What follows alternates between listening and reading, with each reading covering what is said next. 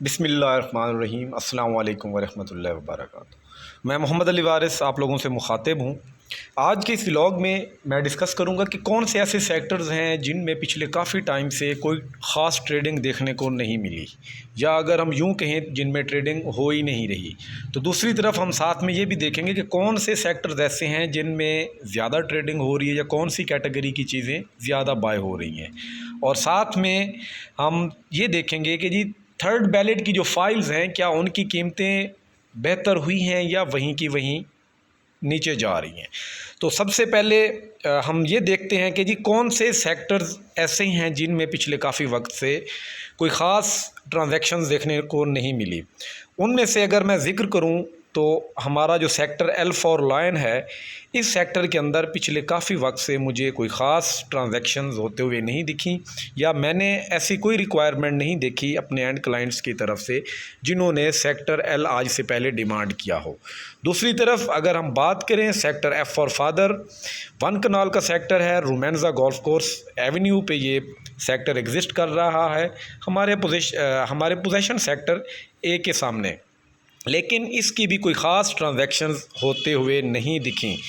अगर हम दूसरी साइड पे जाएं तो हमारा सेक्टर वाई 1 कनाल और साथ में sector S for sugar 1 kanal, इन सेक्टर्स की कोई इतनी ट्रेडिंग्स होते हुए नहीं दिखी। और इनमें से अगर हम देखें तो सबसे जो लोएस्ट प्राइस पे हमें सेक्टर्स मिलते हैं वो हैं सेक्टर एस और सेक्टर एल फॉर लायन। इन दो सेक्टर्स की कीमतें बहुत कम हैं कंपैरेटिवली बाकी सेक्टर्स के, लेकिन W1 W2 से कुछ बेहतर हैं।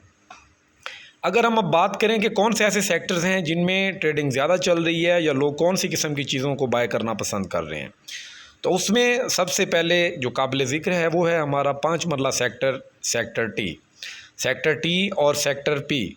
इन दो सेक्टर्स में ज़्यादा ट्रेडिंग्स देखने को मिली हैं। या हमें 8 मरला सेक्टर वी की मुख्तलिफ़ क्यूरीज़ भी देखने को मिली, लोगों ने अपनी ट्रांजैक्शंस मुकम्मल भी की।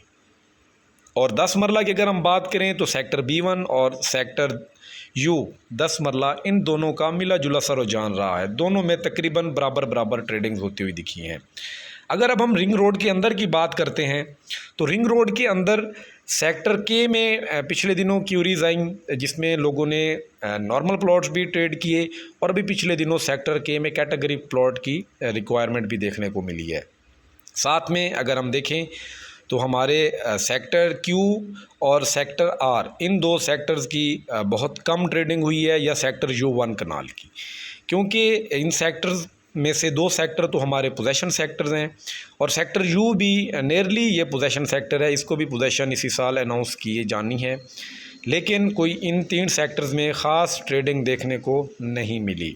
अगर इनमें ट्रेडिंग हुई है ज़्यादा तो वो सेक्टर के, सेक्टर आई, सेक्टर एच या सेक्टर एम में ट्रांजैक्शंस देखने को मिली हैं। कुछ ट्रांजैक्शंस हमारे सेक्टर डी और सेक्टर ई में भी देखने को मिली हैं।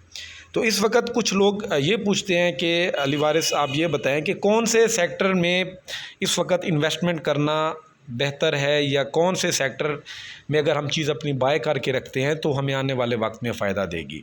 तो एक चीज़ मैं उन सब से कॉमनली एक जवाब देता हूँ कि इस वक्त जो DHA मुल्तान की कीमतें हैं, ये मुल्तान सिटी के अंदर कोई भी कॉलोनी जो हमारी इर्द गिर्द, चाहे वो अभी लॉन्च हो रही है या वो पहले से एग्जिस्ट कर रही हैं, तो उनमें से सबसे कम कीमत पे हमारा DHA मुल्तान इस वक्त मौजूद है। तो DHA मुल्तान बाउंस बैक करेगा। लोगों को थोड़ा सा रुझान जो है वो अभी हटा हुआ है, इसलिए कि वो डिसहार्ट हुए हैं कि पिछले काफ़ी वक्त से हमारी प्रॉपर्टी पड़ी हुई है, हमने पैसा पार्क किया था लेकिन कोई ख़ास रेवेन्यू उससे जनरेट नहीं हुआ।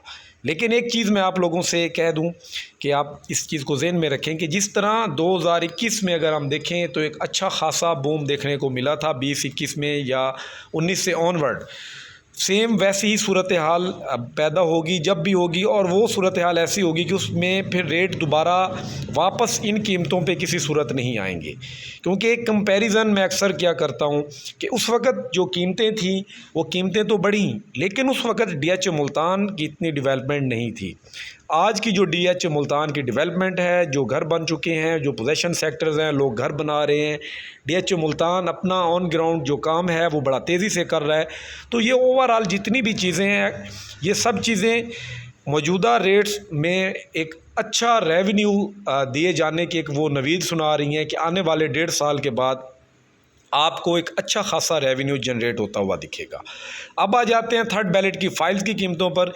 तो थर्ड बैलेट की फ़ाइल्स की कीमतें इस वक्त एक कनाल की पिछले 2-2.5 साल में अगर हम देखें तो इस वक्त कम तरीन सतह पे हैं।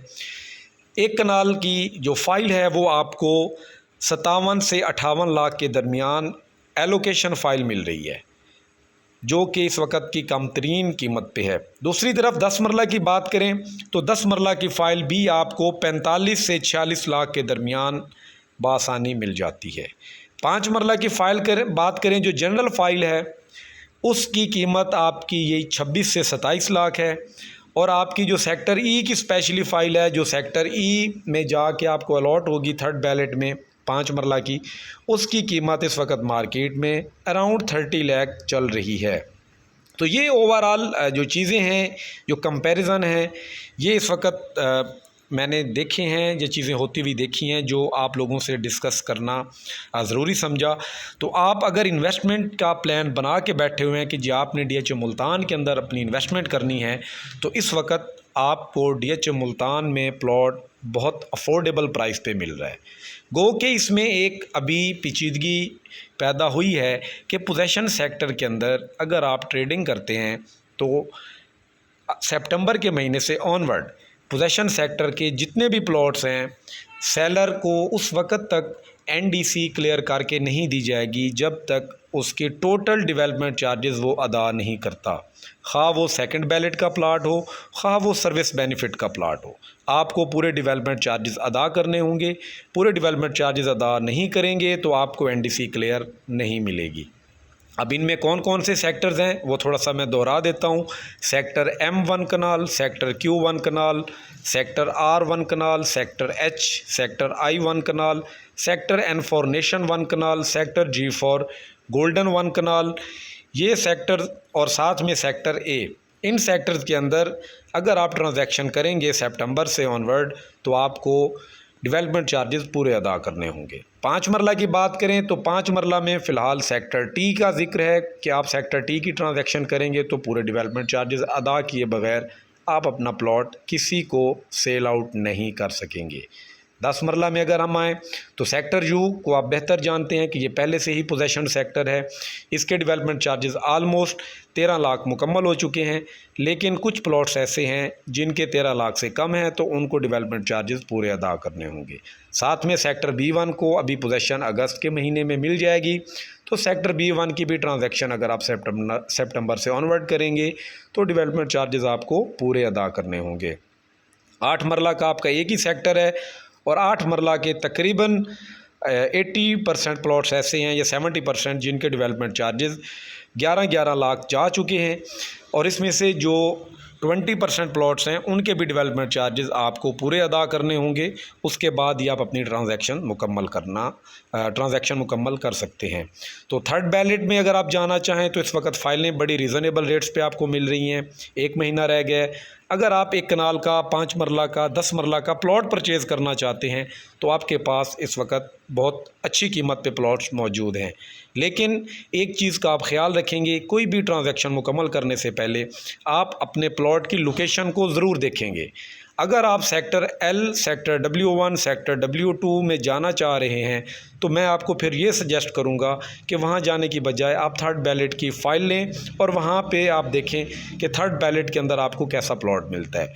क्योंकि जो आज आप सेक्टर L, W1, W2 का प्लॉट बाय करते हैं, इनकी वर्थ जो मौजूदा है, अगर आप थर्ड बैलेट की फ़ाइल लेते हैं तो उसकी कीमत कम है। थर्ड बैलेट की कीमत प्लस जो ट्रांसफ़र चार्जेस आप अदा करते हैं वो उतनी कीमत जाके बनती है, बल्कि उससे कम बनेगी जितना आप W1, 2 का प्लॉट लेंगे प्लस उस पर डेवलपमेंट चार्जेस अदा करेंगे। तो उससे बेहतर यही है कि थर्ड बैलेट में जाएं। इंशाल्लाह आप लोगों के साथ अगले व्लॉग में कुछ मज़ीद चीज़ें लेके आऊँगा। तब तक के लिए इजाज़त दीजिए। अल्लाह हाफ़िज़।